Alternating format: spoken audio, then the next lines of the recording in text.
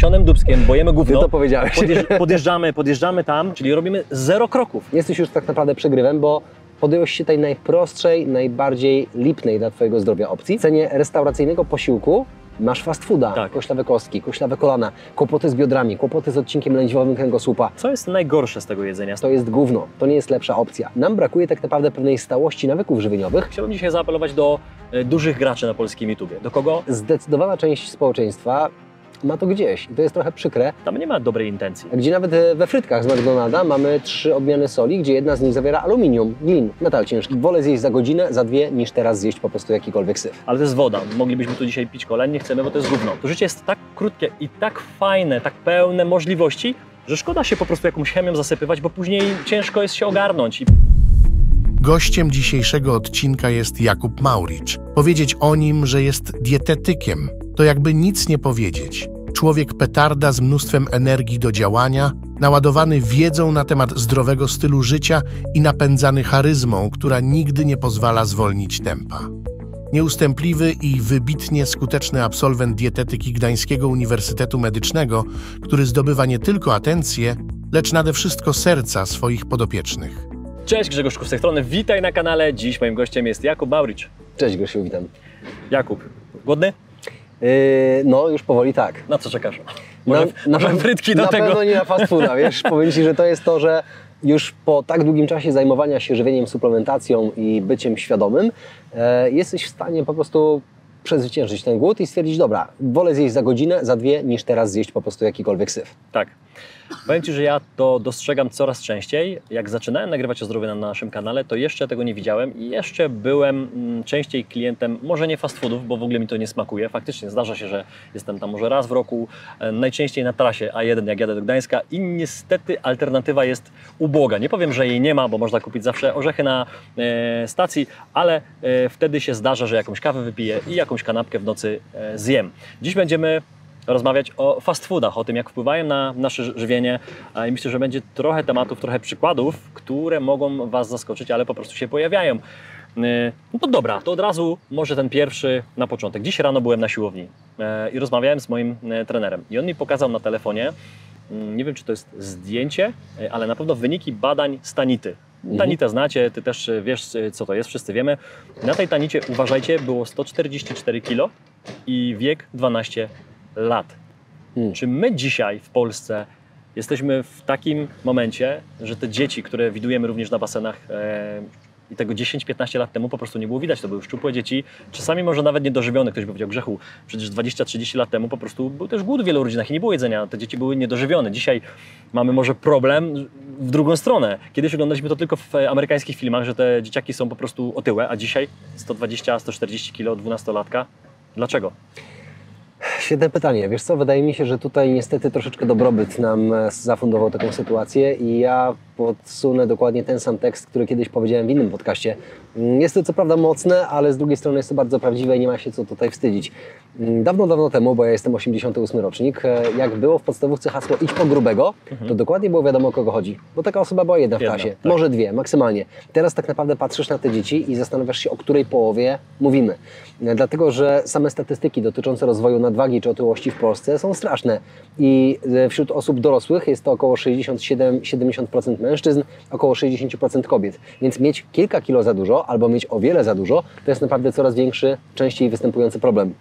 Jeżeli chodzi o dzieci, też jest naprawdę bardzo źle. Nawet Instytut Żywności i Żywienia, do którego szczerze nie pałam sympatią specjalną, natomiast oni faktycznie rokrocznie publikują raporty dotyczące tego, jak wiele osób w młodym wieku boryka się z nadwagą i otyłością. No to jest to około 35-40% chłopców i niecałe 20% dziewczynek przed ukończeniem 12 roku życia. Więc tutaj sytuacja jest trochę skrajna, tak? Te 100 kilkanaście kilogramów, 100 ile? 140. 140. Ja to dzisiaj rano wziąłem 140 chyba 4 kg 12-latka. To jest ta sytuacja, o której mówiliśmy w kuluarach, że jest sytuacja? Okej. Tak. To jest strasznie przykre, bo musimy też wiedzieć, że otyłość poza tym, że występuje w tej klasyfikacji międzynarodowej chorób, tak, czyli ICD-10 i jest pod kodem E66 ujęta normalnie jako choroba, więc znowu, pomimo tych trendów ciało pozytywności, tego, że jesteś cudem, jesteś piękny, jesteś niepowtarzalny i tak dalej, spoko. Ja też zdaję sobie sprawę z tego, że ktoś, kto ma otyłość czy nadwagę, nie musi być gorszy, ale musimy mieć świadomość tego, że jest to osoba chora. Osoba, która jest otyła, zdecydowanie jest bardziej obciążona ryzykiem rozwoju cukrzycy. I tutaj ponownie statystyki, które są rokrocznie wykazywane, no pokazują, że to ryzyko rozwinięcia cukrzycy są naprawdę dramatyczne i rozwijają się znacząco powyżej BMI 35. To jest tak, że rośnie ryzyko do tego poziomu, a następnie po jest odlot maksymalny. Tak samo kwestie dotyczące ortopedii. Przecież te koślawe kostki, koślawe kolana, kłopoty z biodrami, kłopoty z odcinkiem lędźwiowym kręgosłupa, to jest przecież też wynikające z tego, jak ta masa tkanki tłuszczowej niszczy po prostu nasz układ ruchu. Choroby serca, które także wzrastają bardzo mocno w momencie, kiedy ta masa ciała rośnie, no to jest po prostu taka puszka Pandory. Jak już raz otworzysz, to po prostu cały czas te nieszczęścia tylko wychodzą i wychodzą. Więc ja uważam, że należy trąbić tak głośno, jak to tylko możliwe, że otyłość jest chorobą i należy po prostu nie dopuścić do jej rozwoju. A tutaj niestety nasze nawyki żywieniowe w znaczącym stopniu determinują to, czy będziemy w stanie rozwinąć tę chorobę, czy nie.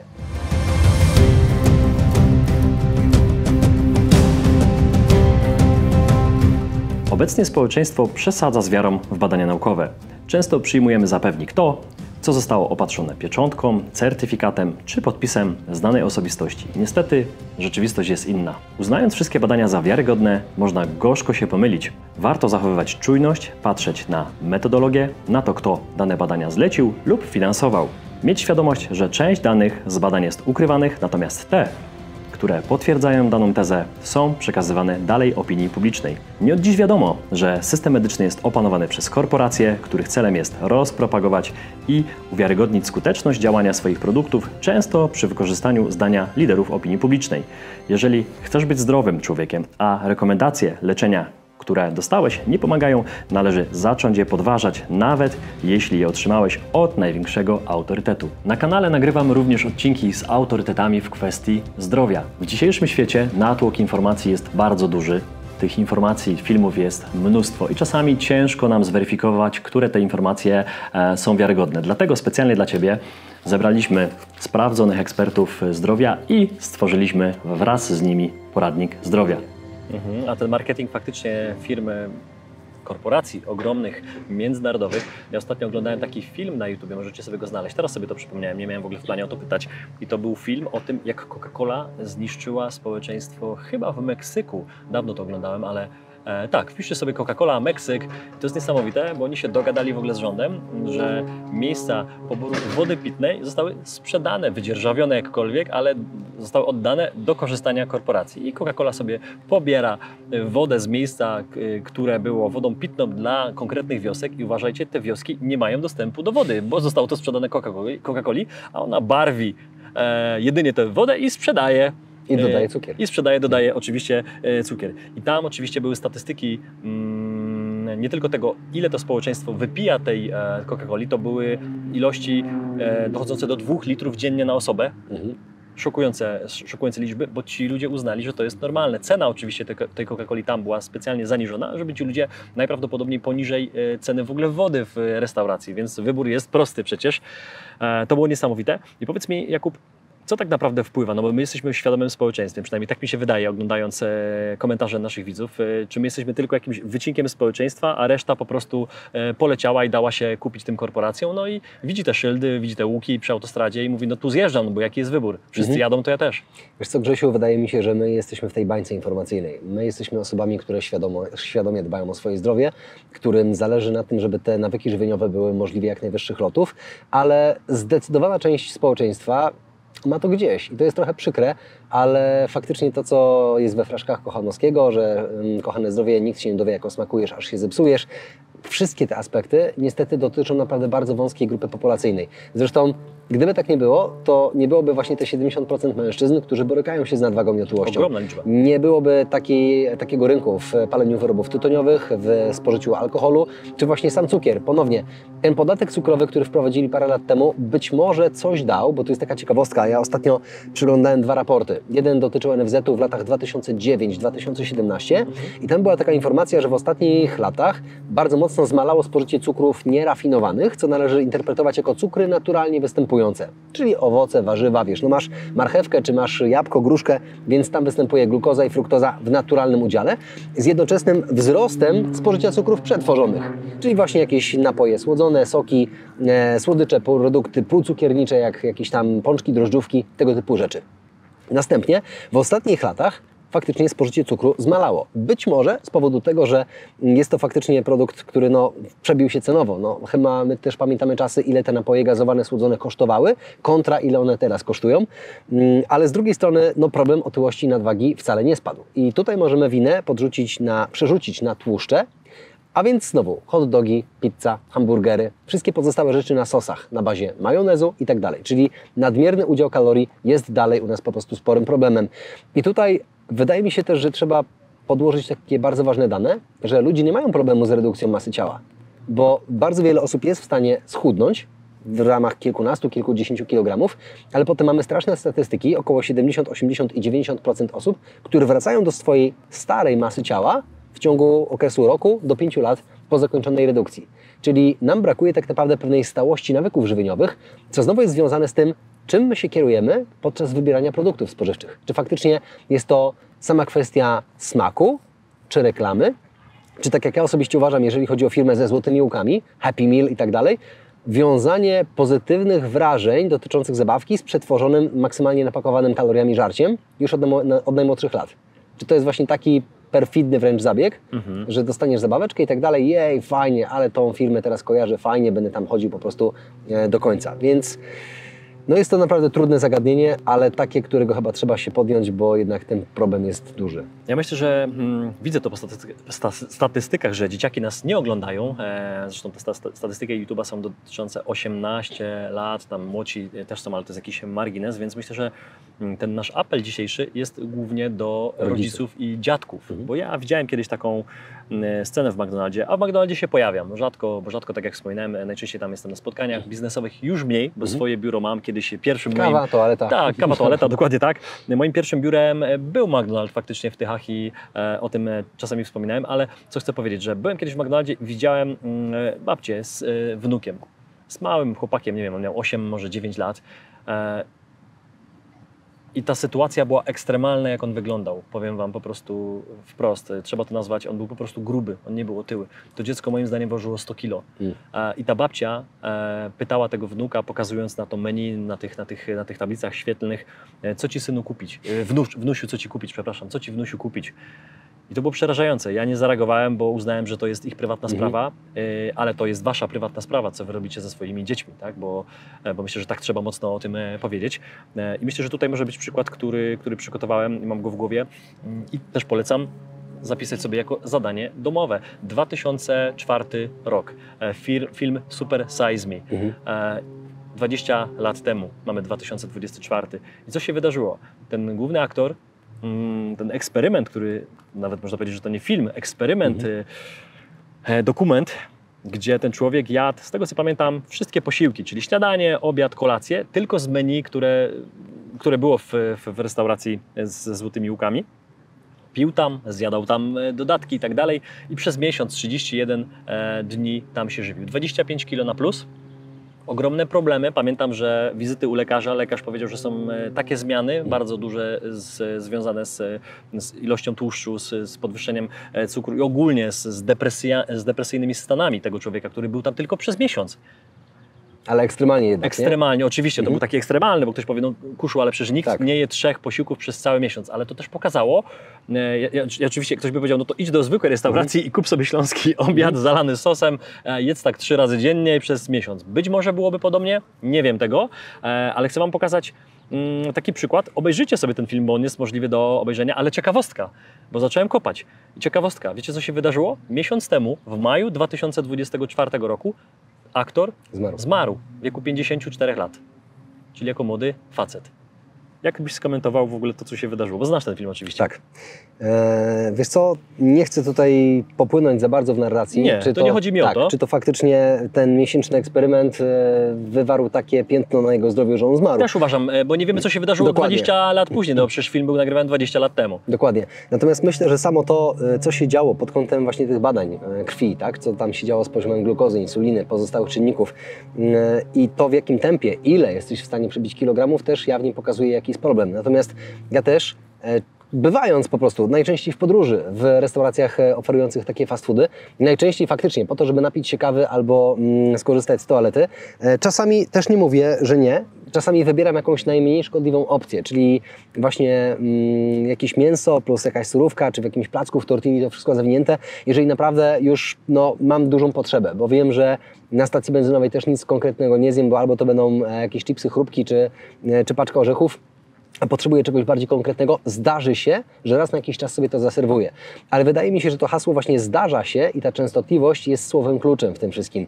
Dlatego, że ja tam bywam i myślę, że gdyby było więcej takich osób jak ja, czy mój menadżer Dominik, no to ta sieć restauracji by tak nie zarobiła, a osoby, które bywają tam bardzo często w kolejce, no faktycznie to jest ich główny klient. To jest właśnie też to pytanie, co tak naprawdę u nas powoduje te wybory żywieniowe, które powodują, że my się tam znajdujemy i ta babcia z tym wnuczkiem, co Ci kupić wnuczku, no to jest już taki ewidentny przykład tego, że no zastanówmy się, kto może, a kto powinien, a kto nie powinien pojawiać się w tego typu restauracji. Bo skoro mamy młodego dzieciaka, który już faktycznie ma taką skalę otyłości, to pytanie, czy ta babcia, no pewnie nieświadomie, no wątpię, żeby ta babcia świadomie chciała mu zrobić krzywdę, ale ten poziom edukacji powinien być taki, że no jednak to jest chyba jedno z ostatnich miejsc, w którym ten chłopiec powinien się pojawić, a dużo większa pomoc płynęłaby z tego, żeby właśnie pokazać mu, jak budować smaczne posiłki, no bo umówmy się, że my też nie idziemy do restauracji oferujących takie szybkie dania po to, żeby to było zdrowe, tylko żeby to było smaczne. Ale musimy też wiedzieć, że nośnikami smaku jest słoność, słodkość i tłustość. I to wszystko tam. I jak to wszystko połączymy, to jest super. Więc pytanie, czy kanapka na przykład z awokado zamiast z majonezem nie jest lepszą alternatywą? Czy wdrożenie właśnie jakiejś frużeliny, czy nawet jakiejś karmelizowanej cebulki i tak dalej do dania też nie jest fajnym rozwiązaniem.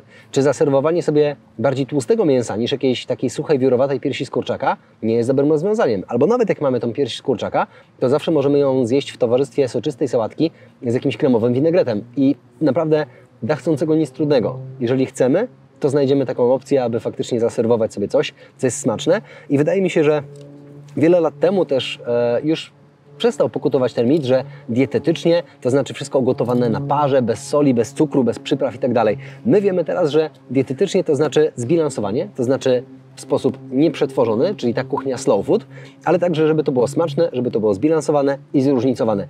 Także to jest chyba ten zestaw, który powoduje, że my też jesteśmy w stanie zrobić domowego burgera i on też może być bardzo smaczny, zdrowszy, no i tak naprawdę lepiej wpływać na nasze zdrowie.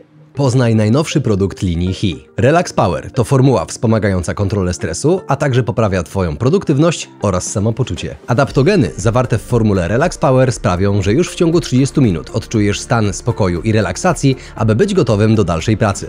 Po prostu, don't worry, be happy.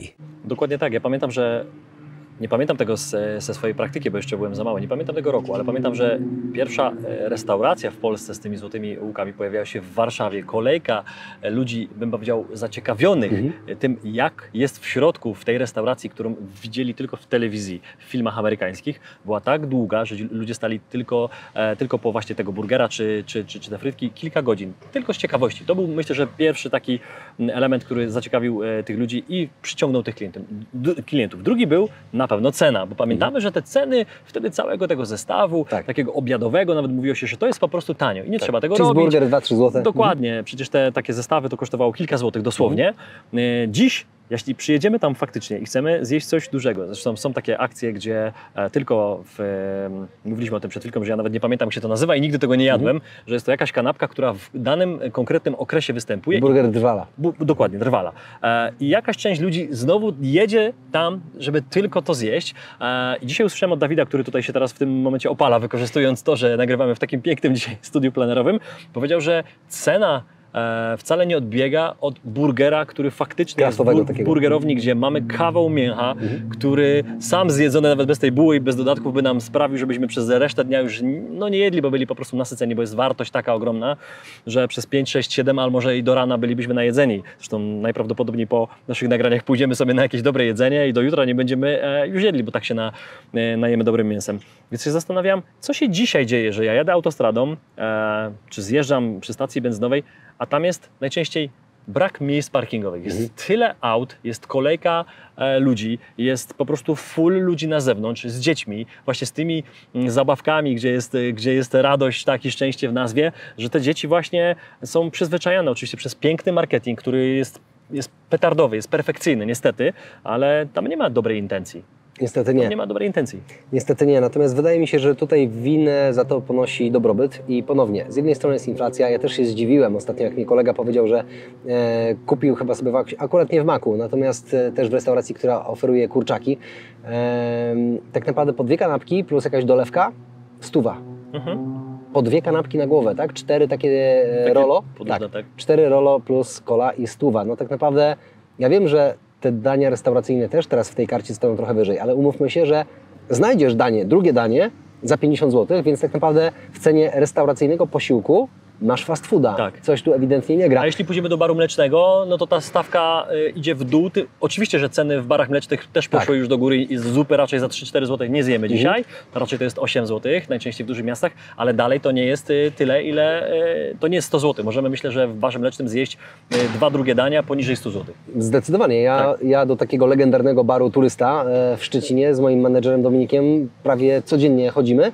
I tam między 45 a 55 rachunek wychodzi za 2 osoby. Za dwie osoby. Zgadzam się. Tak. I naprawdę masz taki domowy obiad, gdzie jest świeże, bo tam jakby przemiał kolejka jest naprawdę duża. I okej, wiadomo, że te bary są gdzieś tam dotowane, co może tłumaczyć te ceny żywności. Natomiast jeżeli ktoś mówi, że bo on nie wie, jak zrobić, on musi wylądować na kebabie, to jest po prostu zwykła wymówka, bo po prostu nie chcesz zrobić czegoś innego. Jesteś właśnie przyzwyczajony do tego smaku, przyzwyczajony do tego mięsa, które tam się na tym bagnecie grilluje, do tych sosów i to jest po prostu wygodna opcja. Natomiast, jak to się mówi, przezorny zawsze ubezpieczony. Po pierwsze, myślę, że każdy z nas powinien też nabyć sobie takiej higieny odżywiania, bo kiedyś jednak jak nie było tylu możliwości, nie było tyle galerii handlowych przecież, to ktoś zjadał śniadanie, obiad i kolację. Teraz to się nazywa modnie intermittent fasting, czyli posty okresowe, czyli śniadanie powiedzmy o godzinie 9, obiad o 14, kolacja o 18, 19 i cześć. Kiedyś to było naturalne, tak? Dokładnie. A teraz masz możliwość zjedzenia tu, proszę bardzo, żabka, małpka na każdym kroku, weź sobie z lodówki vendingowej batonika, przejdź się do maka na milkshake'a i tak dalej. No każdy ma możliwość po prostu zjedzenia, więc wszystkie procesy rozpoczynają się w głowie. Jeżeli my dojdziemy do tego, że to jest naprawdę najprostsza opcja i podtłumaczymy to sobie, w tym momencie psychodietetycy mnie pewnie zjedzą, ale jeżeli Ty wybrałeś opcję zjedzenia McDonalda, kiedy mogłeś zjeść naprawdę pełne spektrum potraw, no to przegrałeś na starcie.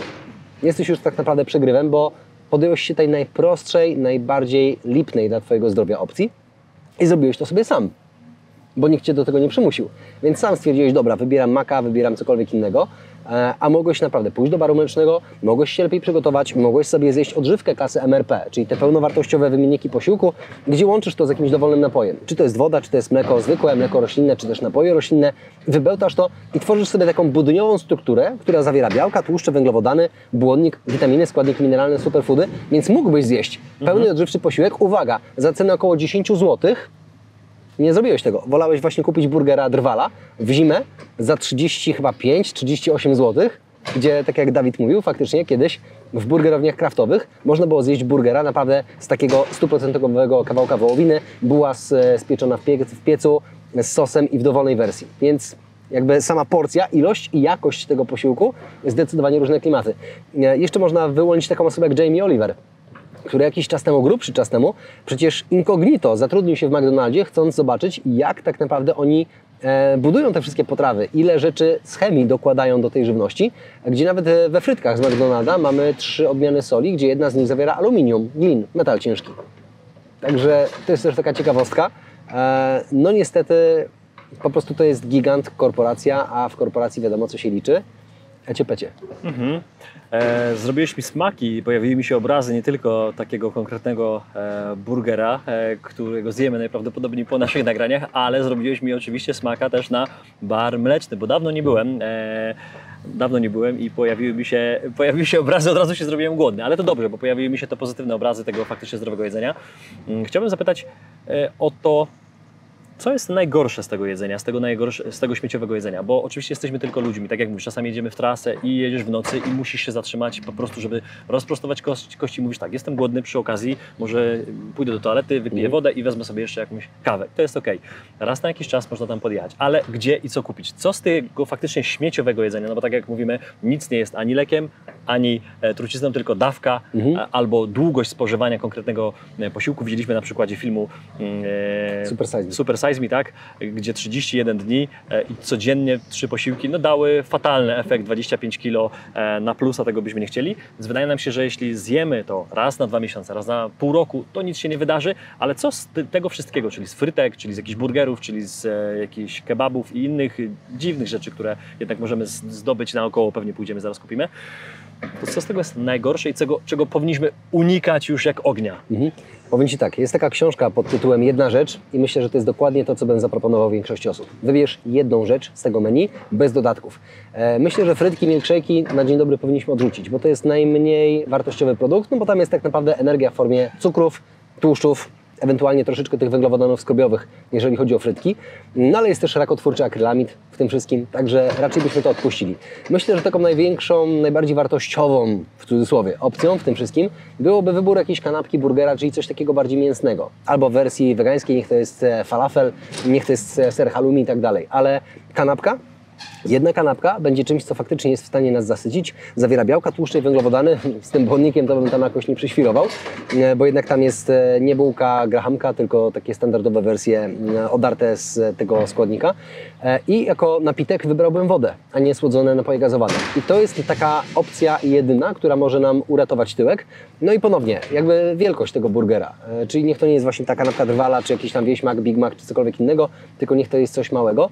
Chociaż naprawdę w części tych barów szybkiej obsługi można na przykład wybrać już rzeczy takie ciekawsze, typu sałatkę, albo tak jak sieć kurczaków z Kentucky ma jakieś tam bowle, tak? Czyli można wybrać sobie kurczaka z warzywami, kurczaka z ryżem i tak dalej, więc to jest jakaś opcja lepszego wyboru, chociaż ja szczerze mocno kręcę nosem i to jestem z tego znany w internecie, gdyby ktoś przejrzał moje social media, to ja bardzo często nie boję się użyć takiego terminu, że to jest gówno, to nie jest lepsza opcja, tylko to jest gówno i zresztą Maciek Wieczorek też popiera to, bo dzisiaj jak nagrywaliśmy, to dokładnie w ten sam sposób określił to wszystko.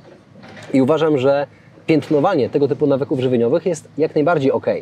Może ktoś się z tym nie zgodzi, nie mam z tym problemu, natomiast ja to w ten sposób widzę i wydaje mi się, że im częściej będziemy tłuc ludziom do głowy, że to jest najgorsza możliwa opcja i naprawdę zastanów się, czy warto, przynajmniej w tej częstotliwości, to być może kilka osób uratujemy, być może kilku osobom otworzymy oczy. Ja jestem znany z tego od wielu lat, że ja jeńców nie biorę i nawet jeżeli ktoś powie, że to jest trochę chamskie, to nie jest poprawne politycznie, mnie to nie interesuje. Ja od lat mam swoją misję w postaci uświadamiania Polaków o wadze zdrowia, żywienia, suplementacji, treningu, higieny życia i to będę robił do upadłego, więc tak to po prostu wygląda z mojej strony. Ja pamiętam, ostatnio jechałem przez duże skrzyżowanie w jednym z śląskich miast i zapytałem się, dlaczego ta stacja benzynowa tutaj jest wyłączona, po prostu nie działa.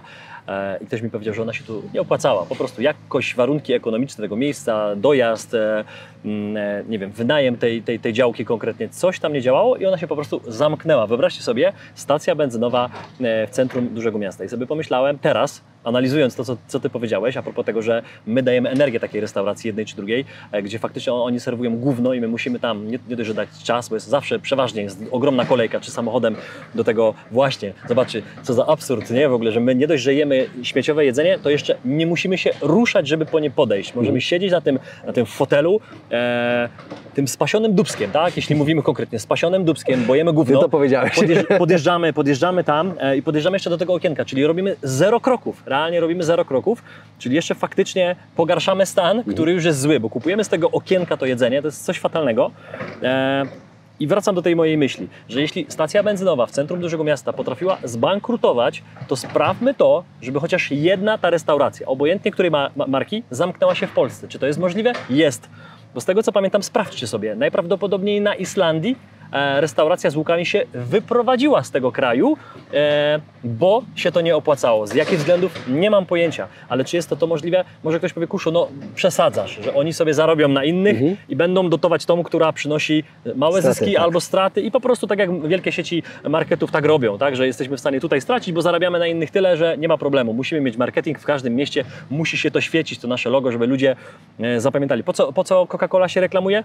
Skoro wszyscy na świecie ją znają Tak. i rozpoznawalność ma większą niż papież najprawdopodobniej, z tego co pamiętam, no właśnie oni to wiedzą, że oni muszą, bo nowe pokolenie się rodzi i oni jeszcze nie znają. I te dzieciaki muszą wiedzieć, że ta Coca-Cola, że te łuki i to jest faktycznie gówno, więc to od nas zależy. Często my mówimy, że my nie mamy wyboru, że co ja mam jeść, tak? To Tutaj warto też Zdenerwowałem się. Nie, warto nadmienić taką osobę jak Cristiano Ronaldo, który kilka lat temu podczas mundialu bodaj powiedział, że nie dawajcie tego dzieciom on miał właśnie kolkę postawioną przed sobą i powiedział, że to jest gówno, nie dawajcie tego dzieciom, dajcie im wodę. I w chwilę, moment tak naprawdę akcje Coca-Cola Company spadły chyba o $4 miliardy, jeżeli się nie mylę.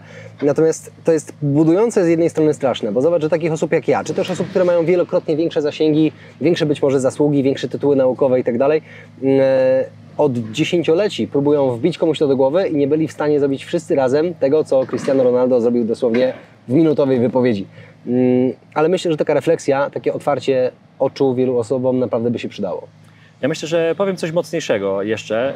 Chciałbym zaapelować, bo mamy jakieś zasięgi. One nie są małe. Nasze filmy obejrzało już prawie 80 milionów ludzi. Te wszystkie nasze filmy to są gigantyczne zasięgi. I z czym się to wiąże? Z odpowiedzialnością za to, co my tutaj mówimy, za to, jaki my dajemy apel. Wydaje mi się, że dobrze to robimy. Nie wstydzę się finansów. Mnóstwo osób w kwestii finansowej podeszło do nas na żywo, a setki pisało do nas maile, że uratowaliśmy im życie.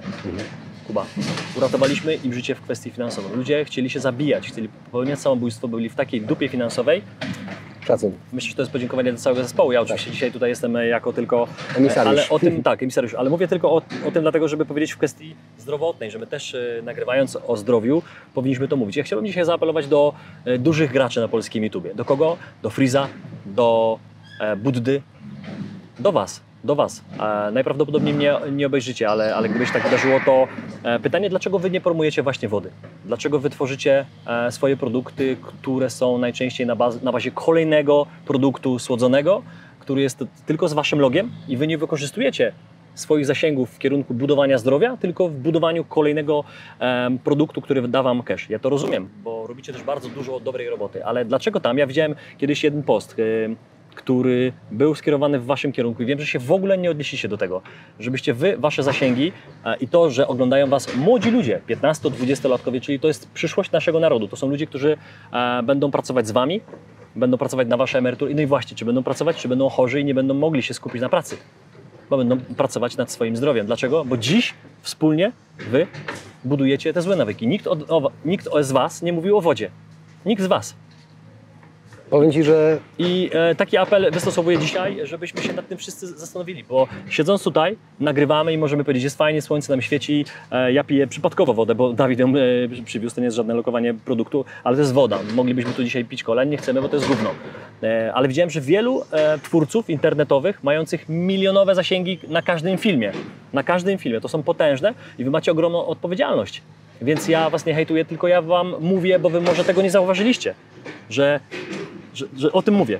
Kuba, jak Ty byś dołożyłbyś coś do tego? Bo powiedziałbyś, że przesadzam? Nie, powiem Ci, że trochę spadła mi kopara, bo mocne to było. No było to bardzo mocne i tylko, wiesz, ja nie mam takich zasięgów, żeby dotrzeć do takiego świetnego chłopaka jak Budda, który zrobił zajebistą robotę, który robi mnóstwo akcji, ale jeśli Wy macie zasięg taki, że oglądają Was młodzi ludzie i wręcz są wpatrzeni w Was i Wy dzisiaj promujecie kolejny słodki napój, który jest w sklepach tylko dlatego, że on jest Wasz i widzicie, jakie jest ogromne zaufanie do Was, do każdego produktu, który wypuszczacie, bo to jest sprzedawane na pniu. Powiem Ci, że to jest też coś, o czym ostatnio rozmawiałem z moim kolegą. On powiedział, że dla mnie byłoby dobrze właśnie, żeby zrobić jakąś fuzję z tymi właśnie wszystkimi youtuberami i tak dalej. Mówię, Paweł, fajnie, tylko że to nie jest właśnie to grono odbiorców. Oni raczej nigdy nie przyjdą po współpracę do mnie, bo to jest temat, który jest nie sexy. Tak. Sexy jest robienie siebie głupa, sexy jest robienie rzeczy łatwych, prostych i przyjemnych, takich popowych, że tak powiem. Natomiast to, żeby w jakimkolwiek stopniu można było obudować tą świadomość dotyczącą zdrowia, to teraz tak, po pierwsze tam nie padnie raczej chęć do nakręcenia takiego materiału? Po drugie, znowu, czy ten materiał obejrzy duża część osób, czy po minucie, po 2 minutach każdy stwierdzi, myślałem, że będą jakieś tam przypały, że będą, nie wiem, ludziom rozbijali jajka na głowie i tak dalej, a tu przyszli z jakimś typem, czy dziewczyną, bo to czy to będę ja, czy to będzie ktokolwiek inny z branży, ale z głową na karku, to mnie to absolutnie nie rusza. No i pytanie właśnie, czy to nie jest tak, że to jest taki pomysł z góry skazany na porażkę, bo tak mi się wydaje, natomiast chciałbym, bo misja, którą tutaj przytoczyłeś, jest naprawdę piękna i byłoby świetnie, gdyby coś takiego mogło powstać, bo ja też tak na to patrzę, że ta edukacja zaczyna się u podstaw, a powtarzanie jest matką nauczania, Tak. więc być może jeżeli zaczniemy wcześniej, to będziemy w stanie coś zmienić za te kilkanaście lat, a no w innym przypadku niestety będzie jak teraz można zaobserwować. Ja też powiem Ci, z niepokojem patrzę, ostatnio wróciłem z Wrocławia, bo tam była bardzo ciekawa konferencja przez moją koleżankę Olgę Grech organizowana i przyszliśmy się na kolację na rynek. I ilość ludzi właśnie w wieku powiedzmy nastoletnim, tak na oko, między 14 a 20, z nadwagą, z otyłością, z problemami skórnymi, przepotężna. I ja wiem, że też kiedyś każdy z nas miał trądzik, każdy z nas miał kogoś, kto miał jakiś kłopot ze skórą, ale teraz naprawdę ta statystyka pikuje mocno, tak? I tutaj mówię o tym angielskim słowie peak, tak? Czyli do góry, a nie pikować jak samolot. Więc to jest też coś, co jest bardzo niepokojące i ja bym chciał zrobić coś, żeby to zmienić. Powiem tak, że kropla drąży skałę. Pamiętam same początki naszego, nie tylko nagrywania, ale później próby pokazania finansów z innej strony i wielu ludzi w to nie wierzyło. Tam odnieśliśmy ogromny sukces. Nie jako my, bo to nie robiliśmy tego dla siebie, bo my swoje finanse poukładaliśmy i chcieliśmy pokazać ludziom, że to jest możliwe. Wielu w to nie wierzyło, wielu nawet tych zainteresowanych mówiło, że to jest prawie niemożliwe. Dlaczego? No bo w domu mieli złe nawyki, bo w środowisku mieli złe nawyki, wydawało się wszystkie pieniądze, brało się pożyczki i tak dalej, i tak dalej. Nadmiernie się konsumowało, więc oni żyli w takim środowisku, że inaczej się po prostu nie da, że to jest jedyna słuszna prawda. I tutaj w kwestii właśnie tych młodych, którzy oglądają po prostu swoich idoli, ja to rozumiem, bo też byłem w wieku 20 lat i też pewnie kogoś wtedy oglądałem i wydawało mi się, że jestem w jakiejś bańce informacyjnej i że to jest jedyna prawda i nic innego mnie nie interesowało. Jak to śpiewał chyba Kombi, tak, że każde pokolenie ma swój czas, więc wiemy, że tak jest, że ci 20-latkowie najprawdopodobniej mnie nie będą oglądać, ale wiem, że wielu z Was nas ogląda, bo na InvestCavs było nawet wielu 16, 17, 18-latków, którzy mówili mi rzeczy, które są mega pokrzepiające. A co mówili? Mówili, że dzisiaj jest w ogóle taka moda. Jeśli taka moda ma być, to ja bardzo, bardzo dziękuję. I ta moda jest taka, że oni nie biorą narkotyków, że oni właśnie nie faszerują się gównianym jedzeniem, że oni nie piją alkoholu, że po prostu zdrowo żyją.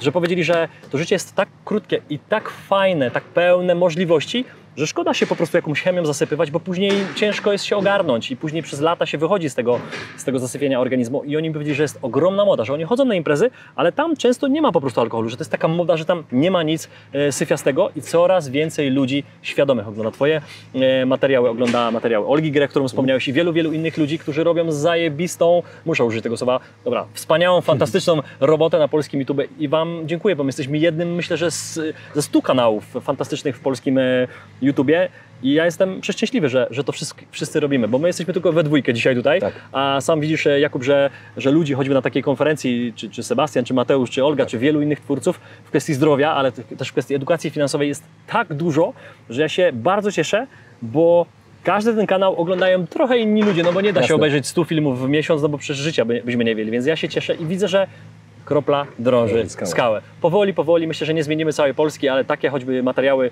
jak ten dzisiaj na łonie natury można obejrzeć. Sprawią, że nie tylko my, ale też nasze dzieciaki będą za 10, 15, 20 lat zdrowsze. Taką mam nadzieję. My tyle możemy robić, czyli dawać swoim przykładem, swoim działaniem przykład, że można pojechać do Maka na kanapkę, ale nie codziennie. I nie trzeba. Jakieś słowo na zakończenie, Jakub, do naszych widzów? Hipokrates. Spraw, żeby pożywienie było lekarstwem, a lekarstwo pożywieniem i że mądry człowiek wie, że zdrowie jest jego najcenniejszą własnością i powinien uczyć się, jak samemu leczyć własne choroby, a właśnie troska o zdrowie swojej rodziny rozpoczyna się właśnie od wyboru żywienia. Więc ja teraz absolutnie nie chcę, żeby wydźwięk mojej wypowiedzi był taki, że nie idźcie nigdy na żadne bułki, kebaby czy jakieś inne kanapki, natomiast faktycznie zdajmy sobie sprawę z tego, żeby to był charakter incydentalny, żeby to się zdarzało po prostu w sytuacji absolutnie tego wymagającej, bo już mamy nóż na gardle, bo już nam żołądek do kręgosłupa przyrasta. Notabene, ja dzisiaj jadłem śniadanie o godzinie 8, jest godzina 15 i od tej pory nic nie jadłem. A tu ja dokładnie tak samo, piąteczka. No to pojedziemy zaraz sobie coś zjeść. Przy okazji nas pięknie opaliło przy tych nagraniach. Bardzo Ci dziękuję za wizytę w moim plenerowym studiu dzisiaj tutaj nad jeziorem, nad stawami w zasadzie, tak? Bo jesteśmy w Katowicach przy 3 stawach. Wam życzymy wszystkiego mądrego i wszystkiego zdrowego. Trzymajcie się, hej. Trzymajcie się, cześć. Dziękujemy, że byłeś z nami. Jeśli wciąż odczuwasz dreszcz emocji po naszym show, nie krępuj się pokazać nam tego palcem w górę i zasubskrybować kanał, abyś nie przegapił kolejnych filmów. Nie zapomnij też zanurzyć się w wcześniejszych odcinkach na naszym kanale lub posłuchać ich w formie podcastu. Do zobaczenia!